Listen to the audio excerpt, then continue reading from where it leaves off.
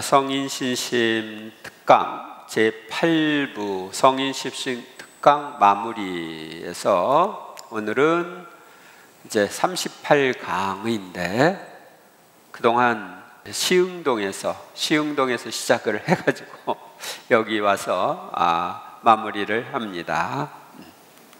함께 읽겠습니다. 하느님의 뜻은 여러분이 거룩한 사람이 되는 것입니다. 데살로니가전서 4장 3절에 하느님의 뜻은 바로 여러분이 거룩한 사람이 되는 것이라고 되어 있죠. 거룩한 사람, 성인이 되는 게 하느님의 뜻입니다.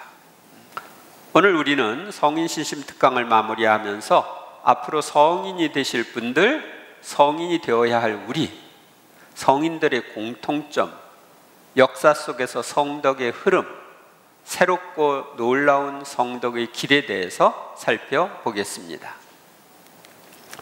제1장 앞으로 성인 품에 오를 분들, 제가 예상하는 거예요. 제가 예상하는 겁니다. 우리 스테파노 고삐 신부님, 아일린 조지, 키아라 루빅 이런 분들인데 먼저 스테파노 고삐 신부님, 마리아 사제 운동을 시작한 스테파노 고삐 신부는 1930년 3월 22일 이탈리아 밀라노 북쪽에 있는 동고에서 태어났습니다. 고삐 사제는 밀라노 교구에 있는 성 바오로 수도 공동체 소속 사제이며 로마 교황청 직속 대학교인 라테라노 대학에서 신학 박사 학위를 받았습니다. 마리아 사제 운동의 시작과 전파. 고삐 신부는 1972년 5월 8일 파티마의 성모 발현 경당에서 기도하던 중 마리아 사제 운동을 시작하라는 성모님의 부르심을 받았습니다.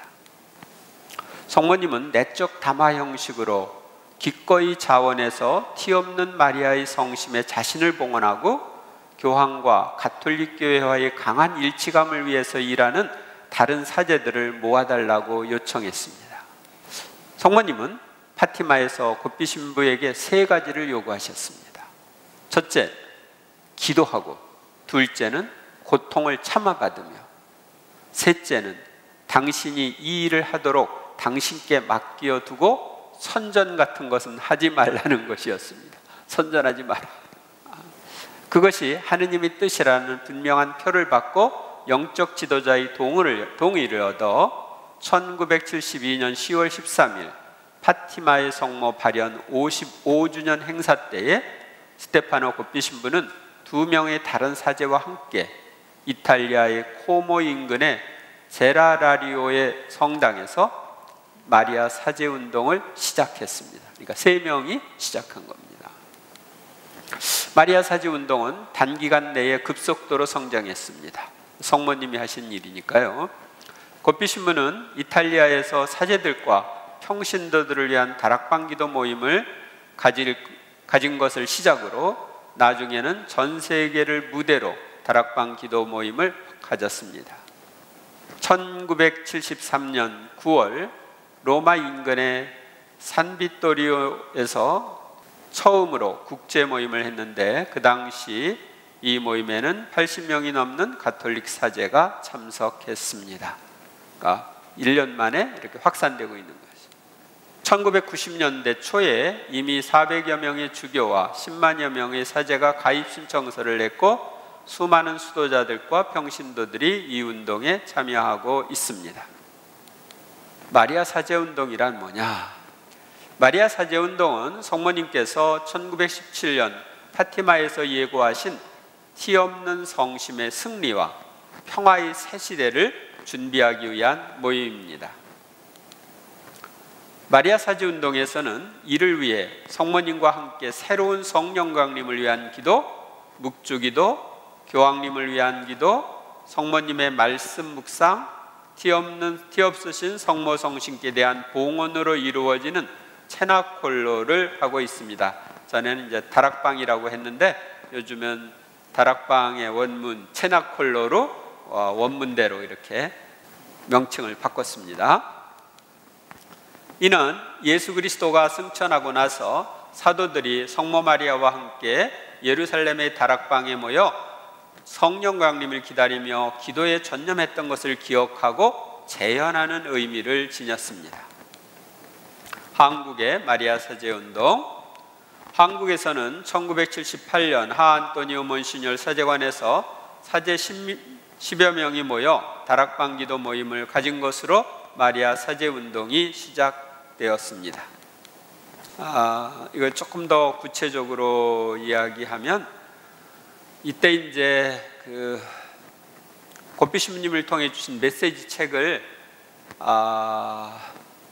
서요셉 신부님이 접하고 이게 진짜냐 확인하기 위해서 이태리에 가서 고삐 신부님, 영적 지도 신부님을 만났답니다. 만나가지고 얘기를 듣고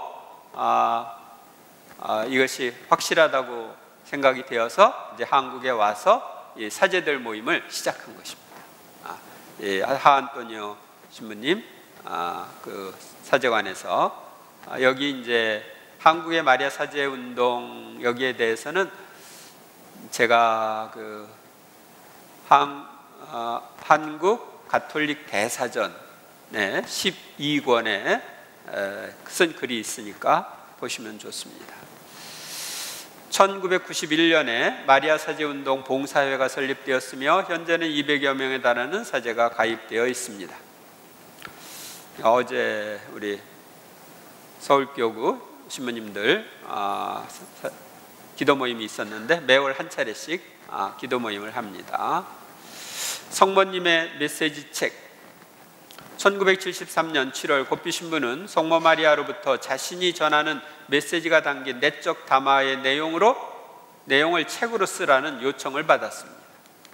1973년 7월부터 1997년 12월까지 그가 받은 총 604개의 메시지는 성모님께서 지극히 사랑하시는 아들 사제들에게라는 제목의 책으로 발간되었습니다. 오늘날까지 교황청 신앙교리 성성에서는 고삐 신부의 내적 담화 메시지에 대하여 어떠한 공식적 의견을 내놓지 않고 있습니다.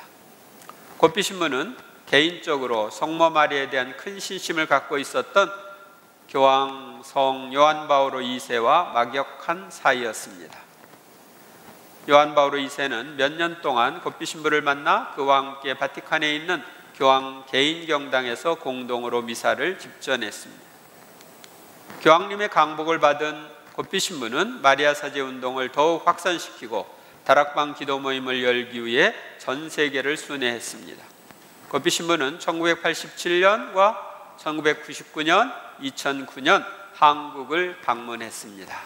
그래서 또 사제들 피정도 했고 제가 87년부터 여기에 참여했습니다. 고삐 신부는 81세인 2011년 6월 29일에 심장마비로 선종했습니다. 이때 우리 이태리에서 사제들 피정을 하고 있었는데 그때 돌아가셨어요. 마리아 사제 운동에서는 고삐 사제의 시복을 추진하고 있습니다. 아일린 조지. 어린 시절 아일린 조지는 미국 매사추세츠 주 밀버리에서 태어났습니다. 일찍 부모님을 여의고 양부모 밑에서 성장했습니다. 하느님께서 아일린이 3살도 되기 전에 2-3살 위로 보이는 사내 아이를 보내주셨습니다. 그 아이는 아일린과 함께 놀고 선생님처럼 가르쳐주기도 하면서 함께 컸습니다. 그는 자신을 부치라고 부르고 아일린을 슬럭이라고 불렀습니다. 몇 년 후 그 친구가 예수님임을 알게 되었습니다. 3. 아일린은 13세 때 주교님의 특별 허락으로 관상수도에 입회하여 6년간 수도 생활을 했는데 중병으로 수도 생활을 계속할 수가 없었습니다. 그래서 수도원을 나와 간호학을 공부하여 간호사가 되었습니다. 신앙심이 두터워 20년 동안 교회에서 청소년들에게 교리를 가르쳤습니다. 아일린은 결혼을 해서 8자녀를 낳아두었는데 여자, 아내, 어머니, 할머니, 증조할머니가 되었습니다. 아일린은 예수님 아버지와 예수님께 대한 사랑에 너무나 사로잡혀서 그녀의 가장 큰 고통은 육체로 인하여 그분들과 떨어져 사는 것이었습니다. 그러나 이것은 육신의 삶을 즐기지 않았다는 것이 아닙니다. 아일린은 수상 경력에 빛나는 말을 탔으며 심지어 전문 명사수였습니다. 그녀는 육신의 삶을 통해 아버지의 모든 창조물, 그분의 식물, 동물, 그리고 그분의 자녀들을 알고 사랑했습니다. 아일린 집에는 개가 많았답니다. 개를 사랑해가지고. 근데 나중에 아일린이 좋아하던 말이 죽었거든요. 그런데 하느님께서 천국에 갔을 때 그 말을 보게 해주셨어요. 네가 사랑하고 좋아하기 때문에 여기다 옮겨놨다. 그래서 아일린이 앞으로 살 그 곳에 있는 말을 보았다고 합니다. 아일린은 아내이자 어머니로서 사는 삶에도 충실했습니다. 그녀는 남편이 허락하는 한에서만 봉사활동을 수락했습니다. 그녀는 아주 친밀한 가족관계를 맺었고 가정생활을 즐겼습니다. 아일린에게 죽음은 성부, 예수님, 성령님, 천사들, 성인들과 함께하는 생활로 들어가는 문이었고 말기 암에 걸렸기 때문에 그때가 멀지 않았다고 믿었습니다. 말기 암이니까 이제 몇 년 후에는 가겠지 이렇게 생각하면서 사는 거예요. 은사와 봉사. 1979년 10월 성부께서는 영적 지도 사제를 알려주셨습니다. 그 사제는 아일린에게 주신 성령의 은사들이 교회를 위해 특별한 소명을 준비하는 것이라는 것을 깨닫고 장상의 허락을 받아 영적 지도를 맡았습니다. 아일린 조지는 가르침의 은사, 예언의 은사, 하느님께서 허락하시는 치유를 알고 전해주는 지식의 은사 외에도 여러 가지 은사를 받았습니다. 그는 때로는 성당에서 공중으로 뜨기도 하고 동시에 두세 곳에 현존하여 일을 할 수도 있었습니다. 성부께서는 아일린에게 예수님과 성령님, 성모님과 성인들, 천사들과 친밀하게 지낼 수 있는 은총을 주셨습니다. 아일린은 각 사람이 수호천사에 대해서도 잘 알 수 있었습니다. 그래서 저랑 만났을 때 제 수호천사 이름하고 제 수호천사 이름의 뜻이 뭔지, 어느 구품 중에 어느 품에 속하는지 이런 것들을 알려주셨습니다. 아일린은 30대였던 1960년대 중반부터 사제들에게 상담을 해주고 사제들의 피정에 봉사했습니다. 1980년부터 임파선 암의 고통을 겪으면서 여러 번 수술도 했지만 그 모든 고통을 바치면서 여러 성령세신 대회나 피정, 기도회에 가서 봉사했습니다. 미국, 카나다, 이탈리아, 독일, 한국, 필리핀, 방글라데시, 대만, 네덜란드령, 서인도, 제주 등 세계 전역을 다니면서 봉사했습니다. 한국에도 여러 번 와서 봉사했습니다. 제가 초빙을 해서 제가 성령수의 전담신부로 있을 때 와서 강의도 하고 사제피정도 하고 봉사도 하고 그랬습니다. 아버지께서는 아일린의 치유 봉사에서 작든 크든 육체적, 심리적, 영적, 그리고 가정적, 재정적 치유를 하셨습니다. 아일린은 육체적 치유를 받은 모든 사람에게 의사의 확인을 받고 하느님께 영광을 돌리라고 했습니다. 아일린은 가르침과 치유 봉사에서 아버지께서 치유해 주시지 않은 사람들도 그분의 사랑을 받았다고 설명했습니다. 아버지께서는 그들에게 삶의 변화를 주고 더 훌륭하고 더 행복한 사람이 되도록 큰 가치가 있는 영적 은혜를 주셨다고 했습니다. 아버지와의 만남 사도직. 1982년 9월 아버지와의 만남 사도직이라는 비영리 단체를 우스터 교구 주교님의 관할하에 세웠습니다. 이 단체의 목적은 아일린 여사의 가르침을 널리 알리는 것입니다. 아일린은 하느님께 가는 길은 고해성사와 성체성사, 기도를 통한 성화의 길이라고 말했습니다. 아버지께서 아일린에게 주신 말씀의 내용은 다음과 같습니다. 성부께서는 인류에게 아들을 보냈고 아들은 어머니와 성령을 보냈지만 모두 거부되었다고 하셨습니다. 그래서 세상은 아버지와 떨어져 살았고 아버지에 관한 생각이나 아버지와 일치하여 사는 것에 대한 생각을 거의 하지 않고 직업에 갇혀 살았다고 하셨습니다.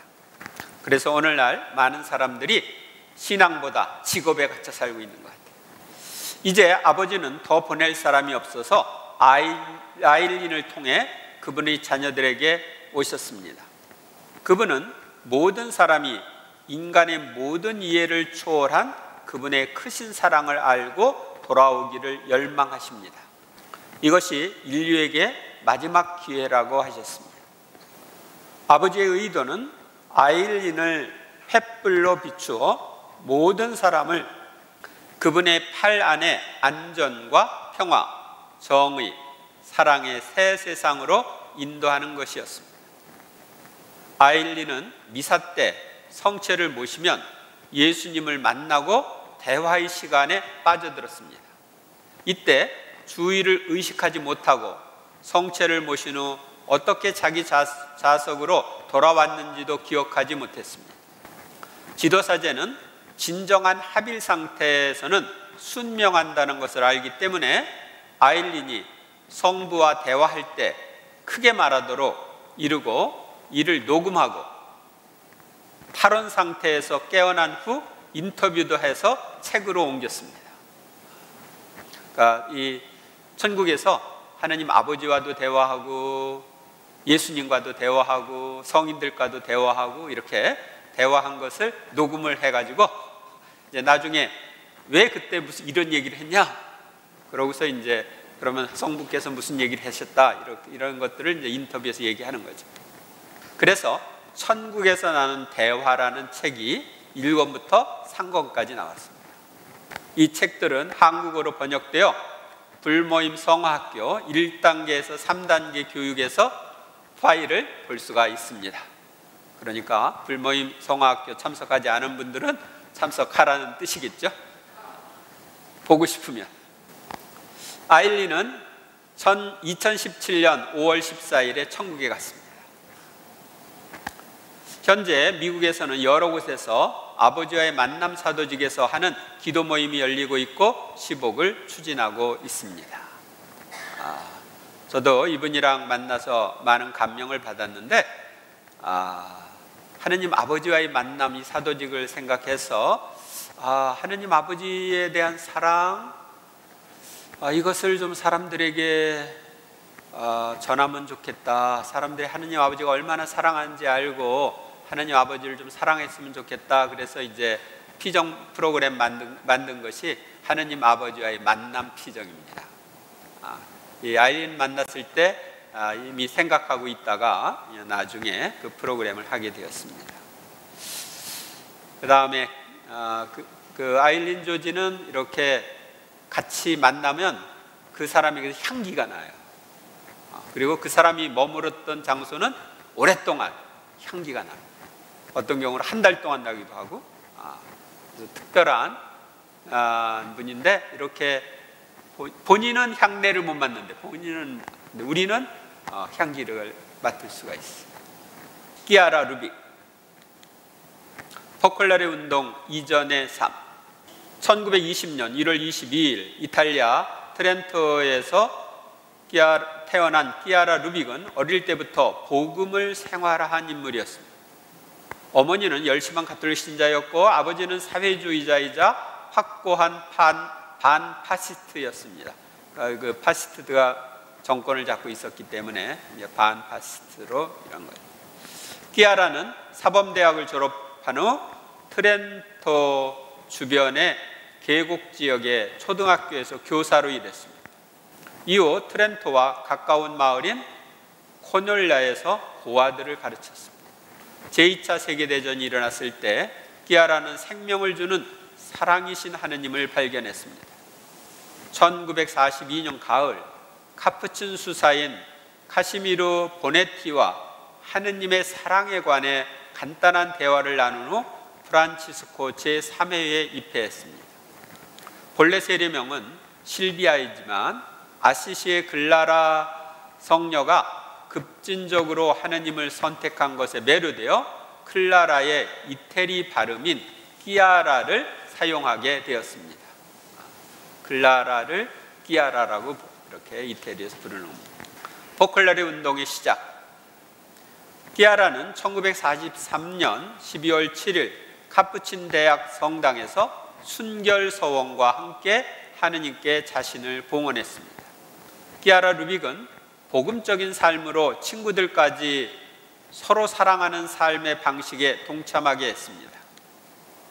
끼아라와 첫 동료들은 방공으로 달려가서 복음서를 한 권만 들고 그것을 읽고 실천하려고 노력했습니다. 제2차 세계대전 중이기 때문에 방공으로 달려가는 거죠. 그들은 트렌토의 가장 가난한 지역에 있는 사람들에게 헌신하여 그들 안에서 예수님의 현존을 인식했습니다. 제2차 세계대전이 닥친 1944년에도 끼아라 루빅은 가족을 따라 안전한 곳으로 피신하기보다 방공호 속에서 친구들과 함께 성경을 읽으며 복음을 따라 살 방법을 찾았습니다. 1944년 가을, 끼아라는 카푸치니 광장에 있는 작은 아파트를 기부받았고 그곳에서 몇몇 동료들과 함께 살았습니다. 그들은 가난하니 병든 이들을 찾아다니며 가장 보잘것없는 사람 하나에게 해준 것이 바로 나에게 해준 것이라는 말씀을 실제로 살았습니다. 세 번역에서는 가장 작은 이 하나에게 해준 것이 나에게 해준 거라고 되어 있습니다. 방공호 위로 폭탄이 떨어지는 순간에도 내가 너희를 사랑한 것처럼 너희도 서로 사랑하여라는 말씀을 새기며 모든 이를 사랑하는 또 하나의 예수님이 되고자 했습니다. 이렇게 복음을 생활화한 끼아라 루빅은 자신의 복음 실천으로 자신뿐만 아니라 친구들, 타 종교 이웃들, 전 세계 사람들까지 하느님 사랑 안에 하나가 되게 하고자 했습니다. 그들은 그들 사랑의 따뜻함으로 인하여 난로를 뜻하는 이탈리아어인 포컬레라라는 별명을 얻었습니다. 포컬라레 운동의 발전. 끼아라는 트렌토의 사회적 문제 해결을 목표로 계획을 세웠는데 1947년에는 행동하는 형제로 형태를 갖추었습니다. 이 행동하는 형제라는 그런 그룹을 만든 거죠. 1948년 2월 주변 사람들에게 물질의 친교를 제안했는데 불과 몇 달 만에 500명에 가까운 사람들이 물질적, 영적 재화를 널리 나누는 일에 참여했습니다. 1948년 가을 젊은 전기기술자인 마르코 테실라와 상인인 니비오 파우리는 끼아라의 새로운 공동체 방식을 따르기로 결정하고 최초의 남성 포컬라레 공동체를 형성했습니다. 이제 이 포컬라레 운동의 핵심은 여자 포컬라레가 있는데 그 사람들은 포컬라리나 그런데 여자들로부터 시작했다가 이제 남정네들 남자들이 시작된 거예요. 그래서 남자들은 포컬라리노 이렇게 부릅니다. 독신으로 삽니다. 1953년에는 기혼자들이 혼인 생활의 의무에 충실하면서 공동체의 완전한 구성원이 되는 포컬라레 가정이 탄생했습니다. 그래서 이제 기혼자들에게까지 이게 이제 확산되는 거죠. 포컬라레 운동은 마리아 사업회라는 이름으로 1962년에 교황청에서 공식 인준을 받았습니다. 포컬라레 운동의 전파와 선종. 끼아라는 성공회와 개신교, 동방정교회 등의 인사들을 만나며 교회 일치에 기여하고 브라질, 아르헨티나, 미국, 홍콩 등 곳곳을 찾으며 사랑을 전파했습니다. 이처럼 사랑 안에 하나 되고자 한 끼아라 루빅의 활동들은 포컬라레 이태리에서는 벽난로, 난로가 있죠. 벽난로라는 뜻이죠. 포컬라레 운동으로 자리 잡아 현재에도 전 세계 180여 개국에서 일체의 영성을 전하고 있습니다. 거의 모든 나라에 퍼져 있는 겁니다. 끼아라 루빅은 58권의 책을 썼고 총 220쇄를 출판했으며 20여 개 언어로 번역되었습니다. 2004년부터 건강이 나빠진 끼아라 루빅은 2008년 2월 초에 로마에 있는 아고스티노 제멜리 대학병원에 입원했습니다. 2008년 3월 13일 의학적으로 더 이상 할 수 있는 일이 없었기 때문에 퇴원하여 로카디 파파에 있는 집으로 돌아가 다음 날인 3월 14일 88세의 나이로 평화롭게 숨을 거두었습니다. 얼마 있으면 이제 선종일이 되네요. 저는 포컬라레 운동을 1972년부터 알게 됐습니다. 그래서 이 말씀을 생활화하면서 많은 도움을 받았습니다. 그래서 지금 제가 이 성화학교 3단계에서 그 말씀 생활화에 대해서 소개하면서 이 포컬라레 운동을 소개하고 있는 것입니다. 제2장 성인이 되어야 할 우리가 성인이 되기를 원하시는 하느님. 레위기 11장 44절 나는 주 너희 하느님이다. 내가 거룩하니 너희도 자신을 거룩하게 하여 거룩한 사람이 되어야 한다. 하느님께서는 구약 성경에서 하느님 백성에게 내가 거룩하니 너희도 거룩한 사람이 되어야 한다고 말씀하십니다. 따라서 거룩한 사람, 성인이 되는 것은 하느님 백성인 우리의 목표가 되어야 합니다. 우리가 세례 때 성인의 이름을 세례명으로 선택한 것은 그 성인을 수호자로 모시고 담기 위한 것임을 잊지 말아야 합니다. 지혜서 6장 10절 함께 읽겠습니다. 거룩한 것을 거룩하게 지키는 이들은 거룩한 사람이 되고 거룩한 것을 익힌 이들은 변호를 받을 것이다. 지혜서는 거룩한 사람이 되는 방법으로 거룩한 것을 거룩하게 지키고 익히라고 말합니다. 우리가 거룩한 사람이 되려면 거룩한 말씀을 지키고 거룩한 습관을 익혀야 합니다. 이거 아까 한 거죠. 하느님의 뜻은 바로 여러분이 거룩한 사람이 되는 것입니다. 하느님의 뜻은 우리가 거룩한 사람이 되는 것이기에 우리는 모두 거룩한 사람이 될 결심을 해야 합니다. 이 세상에 성인이 적은 것은 성인이 되고자 하는 결심을 하는 이들이 적기 때문입니다. 여러분을 부르신 분께서 거룩하신 것처럼 여러분도 모든 행실에서 거룩한 사람이 되십시오. 이렇게 베드로 사도는 말합니다. 우리를 부르신 예수님께서 거룩하신 것처럼 우리도 모든 행실에서 거룩한 사람이 되어야 합니다. 예수님과 아버지이신 하느님이 이를 원하시기 때문입니다. 세례를 통해 거룩해진 우리는 유다인이든 그리스인이든 종이든 자유인이든 모두 한 성령 안에서 세례를 받아 한 몸이 되었습니다. 또 모두 한 성령을 받아 마셨습니다. 고린도전서 12장 13절 말씀입니다. 여러분은 그리스도의 몸이고 한 사람 한 사람이 그 지체입니다. 고린도전서 12장 27절. 우리는 세례를 통해 거룩하신 하느님의 자녀가 되었고 거룩하신 그리스도의 몸이 되었습니다. 그래서 우리의 내면은 이미 거룩하게 되었습니다. 예수님과 붙어 있고 하느님이 함께 계시니까 우리는 거룩한 사람입니다. 우리는 우리 안에 이미 있는 거룩한 모습이 밖으로 드러나게 해야 합니다. 이를 위해서는 거룩한 모습이 드러나지 못하게 방해하는 우리의 욕심, 죄, 상처, 나쁜 습관들을 치워버려야 합니다. 이를 수덕생활이라고 합니다. 거룩한 걸 이미 안에 있는 거룩함이 밖으로 드러나는 것을 방해하는 것들을 치워버리면 그 안에 있는 원래 우리의 거룩한 모습이 드러나는 것입니다.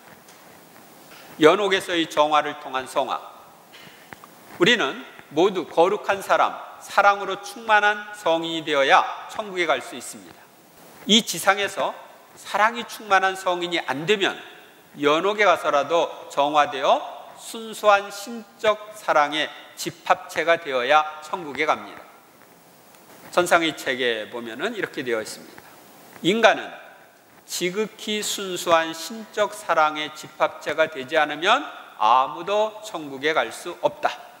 그럴 경우 연옥에 가서 그 불의 힘에 의해서 그것을 회복해야 하고, 그런 다음 사랑이 넘쳐 흐르는 상태가 되었을 때 비로소 연옥을 떠나게 된다.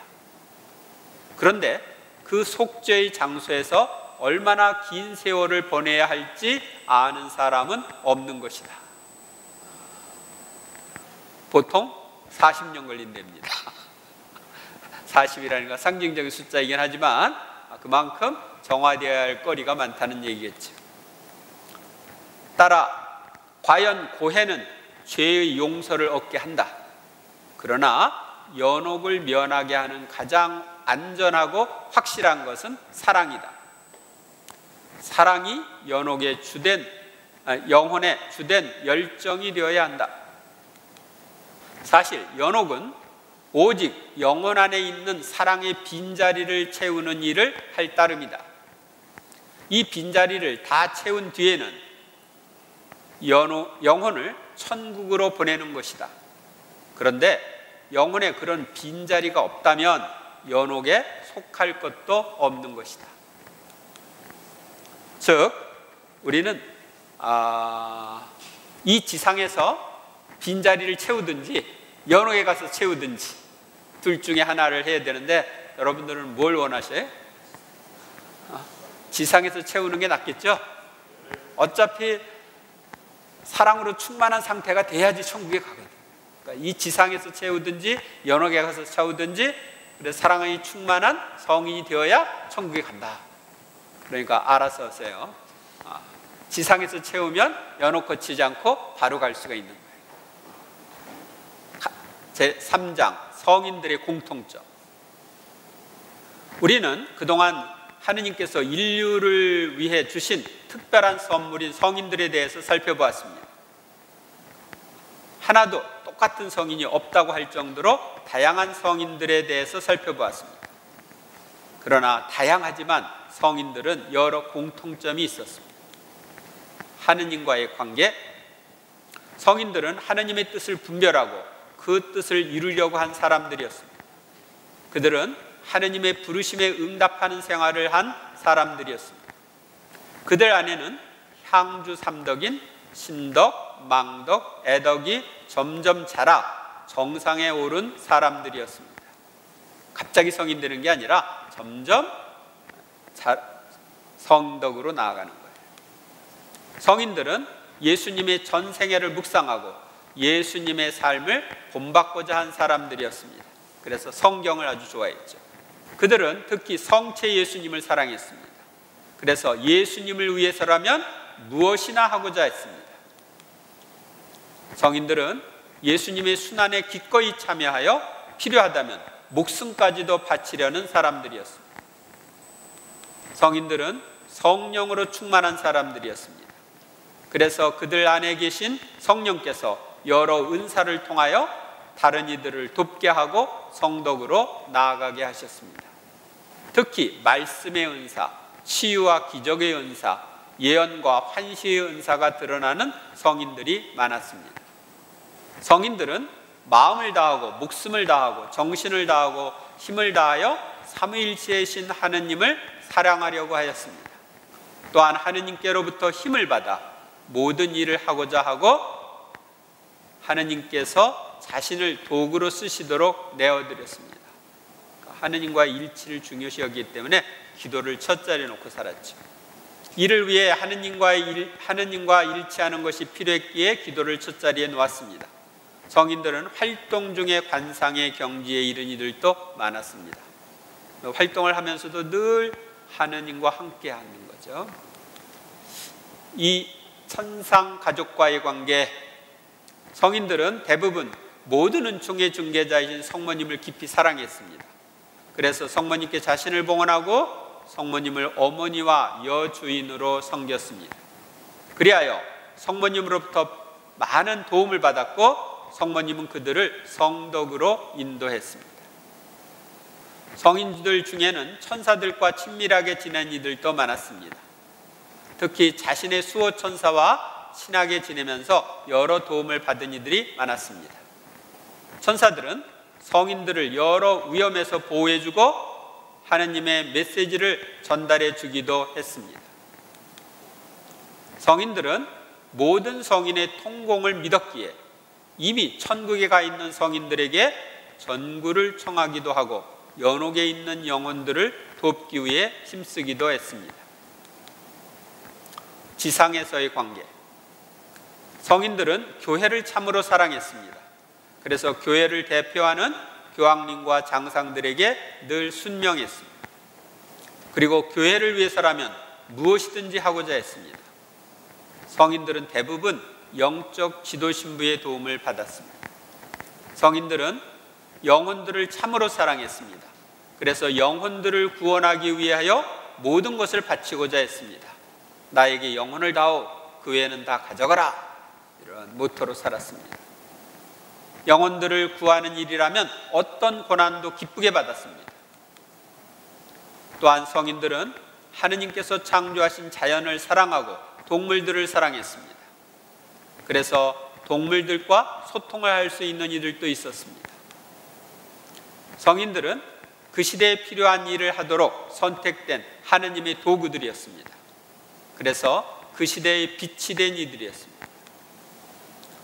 세상에 필요한 일들, 교회에 필요한 일들, 사람들에게 필요한 일들을 하는데 몰두하였습니다. 자신에게 맡겨진 소명에 충실했습니다. 자신과의 관계, 성인들은 대부분 어린 시절부터 신앙교육을 잘 받으신 분들이었습니다. 신앙심이 깊은 부모와 주변 사람들이 영향을 많이 받아 훌륭한 성인이 되었습니다.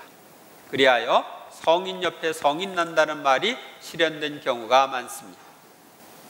성인들은 누구든지 내 뒤를 따라오려면 자신을 버리고 날마다 제 십자가를 지고 나를 따라야 한다는 말씀을 철저하게 실천한 사람들이었습니다. 성인들은 자기 뜻을 버리고 희생의 십자가를 지고 기쁘게 주님을 따랐습니다.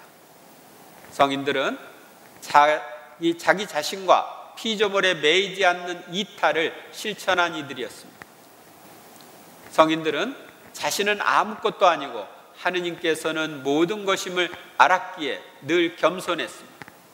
그래서 하느님께서는 겸손한 그들에게 마음껏 은총을 베풀어 주실 수 있었습니다. 제4장, 역사 속에서 성덕의 흐름.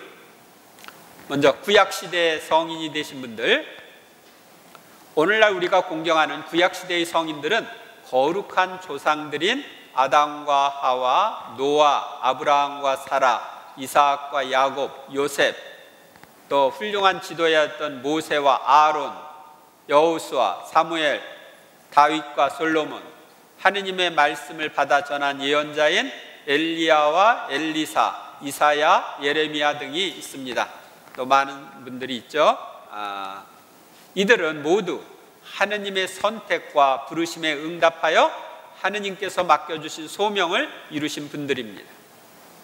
구약의 성인들은 인간적인 약점들도 있었지만 하느님과 가깝게 지내면서 하느님의 뜻을 이룸으로써 성인이 되었습니다. 신약 성경에 나오는 성인들, 예수님 시대의 성인들은 성모님의 부모인 요압김과 안나, 세례자 요한과 요한의 부모인 스가랴와 엘리사벳, 아기 예수님 봉헌 때 등장한 시메온과 한나, 예수님의 양부인 요셉, 예수님께서 뽑으신 12 사도들, 예수님을 사랑으로 대접한 막달라 마리아와 마르타, 나자로 등이 있습니다. 예수님께서 승천하신 다음에 등장한 성인들은 첫 순교자 스테파노, 예수님에 대한 복음 선포에 힘쓴 바오로와 바르나바, 디모테오와 티토, 누가와 마르크동이 있습니다. 신약 성경에 나오는 성인들은 모두 예수님과 관련을 맺어 거룩하게 되신 분들입니다. 예수님의 구원 사업에 협력하고 구원의 기쁜 소식을 온 세상에 전하기 위해 힘쓴 분들입니다. 박해 시대 성인이 되신 분들, 인류를 위한 예수님의 죽음과 부활을 직접 목격하고 성령을 충만히 받은 초기 교회의 사도들과 신자들은 예수님과 복음을 전하기 위해서라면 어떤 희생도 마다하지 않는 은총을 받았습니다. 그들에게 있어서 박해로 인하여 받는 고난은 예수님을 증거할 수 있는 기회였고 또 그분의 고난에 참여하는 기회였습니다. 또한 박해로 인한 죽음은 주님과 함께 영원히 살 수 있는 길이었기에 기꺼이 목숨을 바치고자 했습니다. 죽어야 부활하신 그분을 다시 만날 수 있으니까 기꺼이 목숨을 바치고자 했던 것입니다. 그래서 12사도 중 11사도가 순교하였고 많은 지도자들과 신자들이 순교했습니다. 이 로마 박해 시대 때 순교한 사람들이 한 200만 명 정도 될 거라고 합니다. 초기 교회 박해 시대에는 많은 이들이 주님께 대한 사랑으로 목숨을 바치면서 가장 큰 사랑을 실천하는 은총을 받았습니다. 가장 큰 사랑은 목숨 바치는 거죠. 그리고 그 후에도 복음이 여러 지역으로 전파되면서 현대에 이르기까지 많은 순교자가 나왔습니다. 그리고 그 중에서 일부가 성인 품에 오르는 은총을 받았습니다. 현대 순교자가 굉장히 많은데요. 언제 순교를 했나요? 공산치하에서 순교한 사람들이 많습니다. 제가 읽은 책에 보면은 공산치에서 순교한 사람들이 250만 명? 그렇게 추산하고 있습니다. 신앙의 자유를 얻은 후의 성인들, 박해 시대의 성인이 된 사람들은 거의 모두 순교자였습니다. 그런데 하느님의 섭리로 박해가 끝나고 신앙의 자유를 얻었을 때에도 하느님께서는 많은 성인들을 주셨습니다. 그 성인들은 주님을 위해 모든 것을 바치고 성덕이나 업적이 뛰어난 이들이었습니다. 주님께서는 성인들을 통해 당신의 모습을 드러내셨습니다. 그래서 예수님처럼 복음을 열심히 전한 성인들, 깊은 기도 생활을 한 성인들, 수많은 기적을 행한 성인들, 학문적 업적이 뛰어난 성인들, 그 당시 사회와 신자들에게 꼭 필요한 일들을 하는 성인들이 많았습니다. 성인들 주변에는 성인들의 삶과 성덕을 본받고자 하는 이들이 많이 모여들었습니다. 그리하여 수도회들이 생기게 되었습니다. 그래서 유명한 수도회들이 다 성인들이 세운 거죠. 그래서 개신교에서는 뛰어난 사람이 나타나면은 교파가 하나씩 생겼어요. 근데 천주교에서는 뛰어난 성인이 하나 나타나면 수도회가 하나씩 생겼어요. 그리하여 유명한 성인들 중에는 수도회를 창설한 분들이 많습니다. 하느님께서는 성인들이 설립한 수도 공동체에도 많은 성인을 주셨습니다. 주님의 내면을 계시받은 성인들, 그동안 우리는 성경을 통해 알 수 있는 나자렛에서 숨어 사신 예수님, 복음을 전하신 예수님, 병자를 치유하시는 예수님, 가난한 이들을 사랑하신 예수님, 고난을 받으신 예수님, 청빈과 정결과 순명의 삶을 사신 예수님을 본받고자 했습니다. 그리고 이를 잘 실천한 이들 중에 성이 된 분들이 많았습니다. 그런데 주님께서는 당신께서 33년 동안 사신 삶을 본받아 당신이 가신 길을 걸어가는 이들에게 근세부터 당신의 내면 생활을 계시하기 시작하셨습니다. 그러니까 외적인 데서 내적인 곳으로 가는 거예요. 그리하여 우리는 예수님의 외적인 삶의 모습을 본받을 뿐만 아니라 내적인 삶도 본받을 수 있는 길이 열렸습니다. 예수님과 성모님의 내적인 삶에 대한 계시를 받은 이들 중에 대표적인 분들은 다음과 같습니다. 가경자 아그레다의 예수의 마리아는 성모님의 외적, 내적인 삶에 대한 사적 계시를 받아 하느님의 신비로운 도성이라는 8권짜리 성모님 전기를 썼습니다. 근데 지금 한국어로 번역을 하고 있는데 10권짜리로 지금 번역을 하고 있습니다. 지금 4권까지 나왔습니다. 예수 성심에 대한 메시지를 받은 성녀 말가리타 마리아 알라코크는 인간을 사랑하시는 예수님의 성심에 대한 신심을 전파했습니다. 그러니까 예수님 성심에 대한 신심을 계시받아서 전파한 거죠. 메시지를 많이 받았어요. 그리고 이를 교회가 인정하고 받아들여 예수 성심 대축일과 예수 성심 성월이 생기게 되었습니다. 그래서 우리는 이 사적 계시를 통해서 이런 것이 교회에 받아들여서 우리 신앙을 풍요롭게 해주는 거예요. 복녀 컨셉시온 가브레타 드 알미타 콘치타라고 부릅니다. 이 사람은 예수님과 깊이 일치하여 생활함으로써 예수님께 많은 가르침을 받아 수많은 책을 썼습니다. 이분도 책을 한 100권 정도 썼다고 합니다. 근데 그 내용이 얼마나 깊은지 몰라요. 예수님이 하나하나 가르쳐 주셔서 쓴 것인데 수덕 생활에 대해서 깊은 가르침을 주셨어요. 그 중에는 예수님께서 우리 안에 강생하여 사시는 신비로운 강생에 대한 가르침이 유명합니다. 성녀 마리아 파우치나 코발스카는 하느님의 자비에 대한 계시를 받았습니다. 성녀는 자신이 받은 계시를 일기에 기록했습니다. 그래서 이 일기가 출판되었죠. 지금 교회는 이를 인정하여 성인 품에 올리고 부활 제2주일을 하느님 자비주일로 지내고 있습니다. 사적 계시가 필요 없다 그러는 게 아니라 교회는 그것이 하느님으로부터 왔다는 것을 알고 거기에서 이야기하는 것을 받아들여서 신자들의 신앙을 풍요롭게 해주는 것입니다. 하느님의 종 루이사 피카레타는 하느님 뜻 안의 삶이라는 새로운 영성의 길을 계시받았습니다. 예수님과 지도신부가 이를 글로 기록하게 하여 일기 형식으로 쓴 36권의 책, 전상의 책과 다른 책들이 있습니다. 그래서 한 40년 동안 한 40권을 썼습니다. 제5장 새롭고 놀라운 성덕의 길 함께 읽겠습니다. 그분 안에 머무른다고 말하는 사람은 자기도 그리스도께서 살아가신 것처럼 그렇게 살아가야 합니다. 요한일서 2장 6절. 우리는 그리스도께서 살아가신 것처럼 살아가야 돼요. 예수님이 살아간 것처럼 또 성모님이 살아간 것처럼 살아야 됩니다. 가톨릭 교회 교리서에 보면 창조하신 뒤에도 하느님께서는 그 피조물을 매 순간 존재하도록 지탱해 주시고 행동할 수 있게 하시며 완성으로 이끌어 가신다. 여러분들이 이렇게 존재하는 것은 하느님께서 존재하게 지탱해 주셔서 있는 거예요. 우리의 이상은 모든 면에서 하느님의 뜻대로 사신 예수 그리스도처럼 사는 것입니다. 그리하여 성인들은 예수님을 본받기 위해서 늘 하느님의 뜻대로 살고자 했습니다. 그러나 성인들은 예수님께서 매 순간 하느님 뜻대로 사신 것처럼 살지는 못했습니다.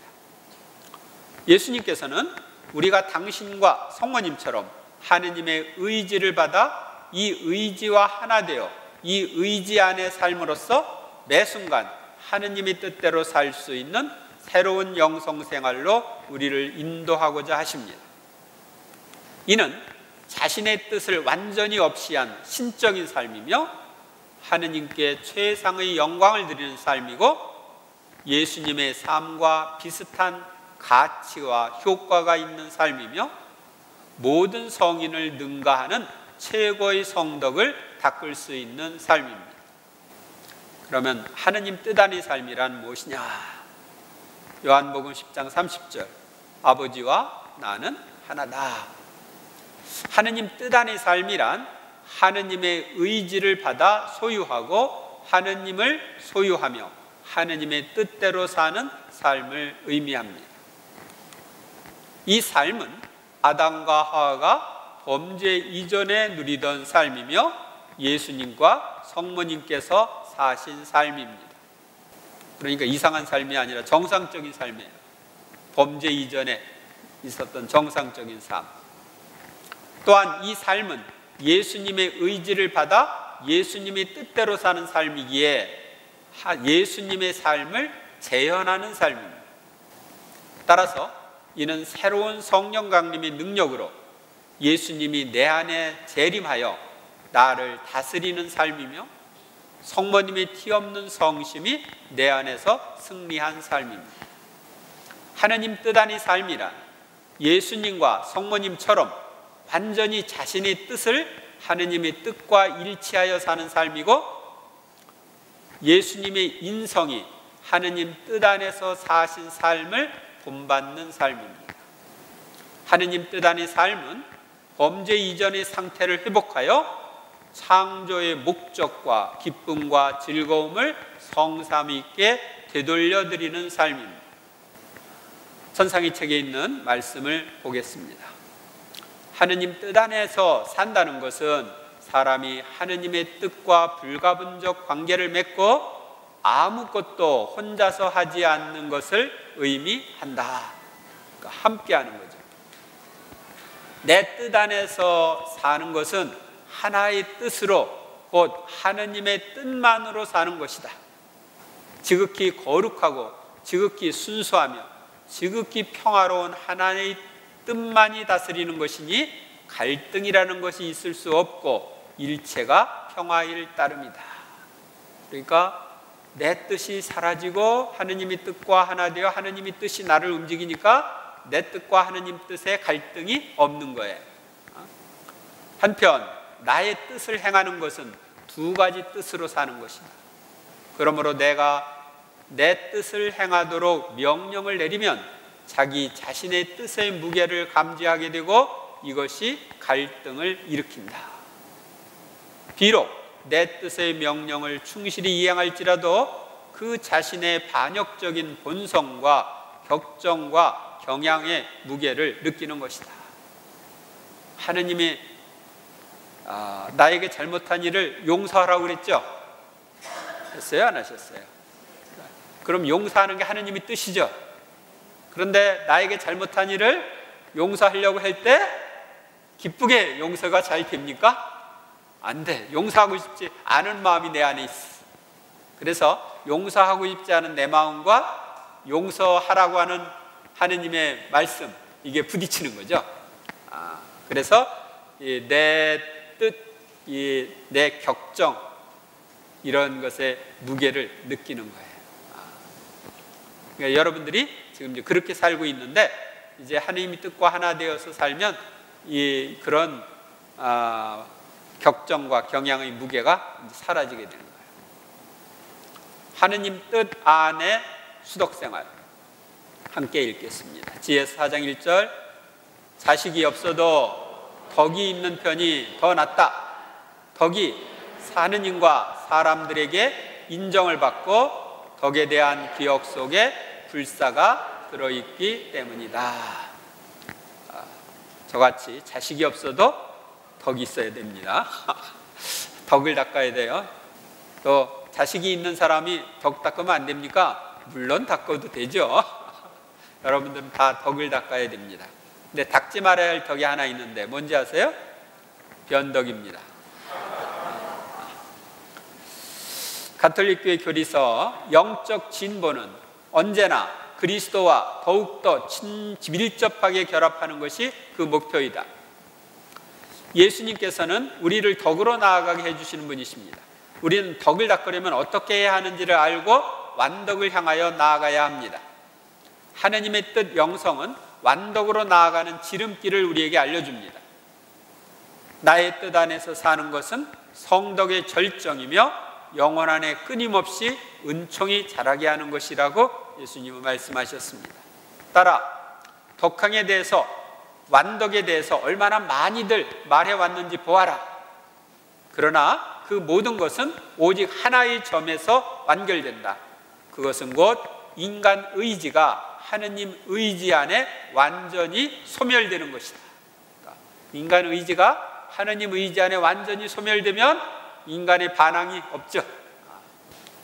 그러므로 사람이 하느님의 의지 안에 소멸되면 될수록 그만큼 더 모든 것을 그 자신 안에 지니고 모든 사람보다 더 완전한 사람이 된다고 할 수 있다. 그러니까 완전한 사람이 되려면 내 의지가 하느님 의지 안에 소멸되어야 되는 거예요. 그래서 하느님의 의지만이 나를 움직이게 그렇게 해야 되는 겁니다. 나의 뜻은 언제나 거룩하다. 그러므로 내 뜻 안에서 사는 사람도 거룩해진다. 그래서 우리가 내 뜻을 버리고 하느님의 뜻과 하나 되어서 하느님 뜻 안에 살면 거룩해지는 거예요. 왜? 거룩하신 그분과 하나 되어 사니까. 세례성사로 원죄는 없어져도 격정과 나약은 그대로 남지만 나의 뜻 안에서는 영혼이 그 자신의 의지를 없앰으로써 격정과 나약과 인간적인 요소를 다 없애고 덕행과 힘 및 모든 신적 자질로 살아가는 것이다. 그러니까 우리가 하느님 뜻 안에서 살게 되면은 우리 의지를 없앰으로써 우리 의지에서 나오는 격정, 나약, 인간적인 요소가 사라지게 된다. 하느님 뜻 안의 성덕. 요한복음 12장 24절 내가 진실로 진실로 너희에게 말한다. 밀알 하나가 땅에 떨어져 죽지 않으면 한 알 그대로 남고 죽으면 많은 열매를 맺는다. 우리가 수독 생활을 할 때 그 정점은 하느님 뜻 안에 사는 삶이라는 성덕입니다. 하느님의 의지를 소유하고 늘 하느님 뜻 안에서 사는 것은 최고의 성덕에 이른 이들의 삶입니다. 하느님 뜻 안의 성덕은 사욕과 시간 낭비에서 면제된 성덕이고 영적이고 신적인 성덕이며 기적 중의 기적입니다. 가장 큰 기적은 우리가 하느님 뜻 안에 사는 것입니다. 오, 나의 뜻 안에서 사는 것의 아름다움이요, 내가 이를 얼마나 좋아하는지 앞으로 올 세대에는 어떤 외관을 한 덕행이건 다른 모든 성덕들은 사라지게 하고 하느님 뜻 안에서의 삶이라는 성덕만 다시 나타나게 할 작정이다. 이는 지금도 앞으로도 인간적인 성덕이 아니고 신적인 성덕인 까닭이다. 그러니까 아버지의 뜻이 하늘에서와 같이 땅에서도 이루어질 새하늘 새 땅의 새 시대가 되면 모든 성덕은 사라지고 하느님 뜻 안의 삶이라는 성덕만 남는다. 그때는 하느님과 하나가 되어서 사니까 그것만 남는 거예요. 뭐 지금까지 우리가 신덕, 망덕, 애덕, 뭐 여러 가지 사추덕, 지덕, 의덕, 용덕, 절덕 이런 것들은 지금 우리가 추구하는 것이지만 하느님 뜻과 하나 되어서 살면 그런 것이 거기 다 포함되는 거죠. 그래서 하느님 뜻 안의 삶이라는 성덕만 남게 되는 거예요. 따라 다른 모든 성덕들은 시간 낭비와 사욕에서 면제되지 않는다. 이를테면 모든 것 속에서 순명의 주의를 기울이면서 하는 영혼의 경우 시간을 많이 낭비한다. 그러니까 순명을 하려면 누가 장상이 명령을 해야 순명하죠. 근데 명령하기 전까지는 순명을 할 수가 없어. 지키질 않는 순명거리가 없어지는 거죠. 그러나 내 뜻 안에서 삶은 삼성덕은 사욕과 시간 낭비에서 면제된다. 왜? 매 순간 우리가 하느님 뜻을 생각하며 살아야 되니까요.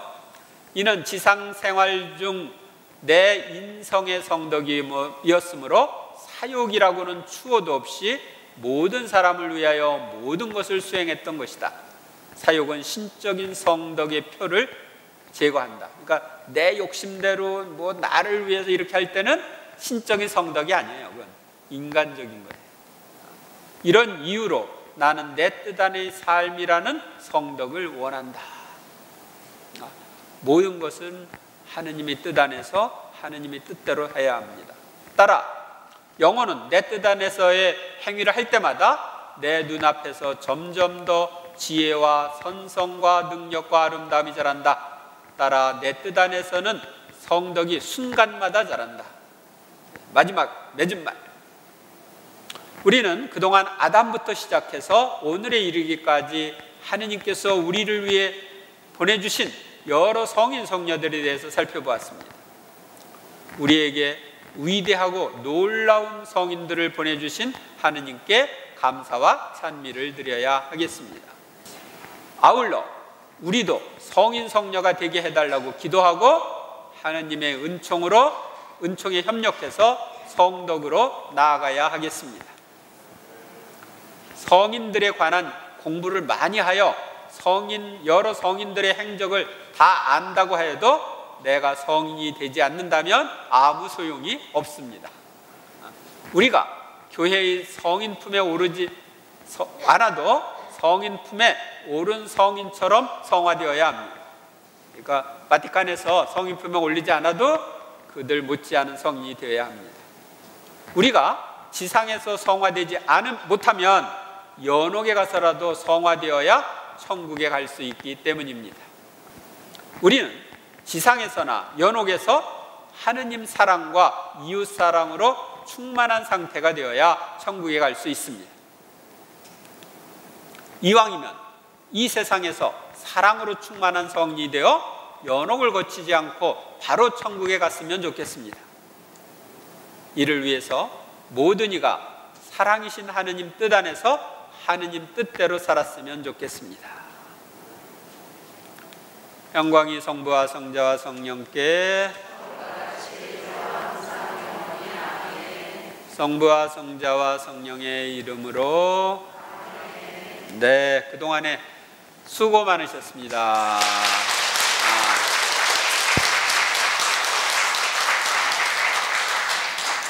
시흥동에서 시작해서 여기 와서 마쳤는데 여러분들이 성인 신심 강의를 계속 들으면서 성인들의 삶을 본받고자 힘쓰시기 바랍니다.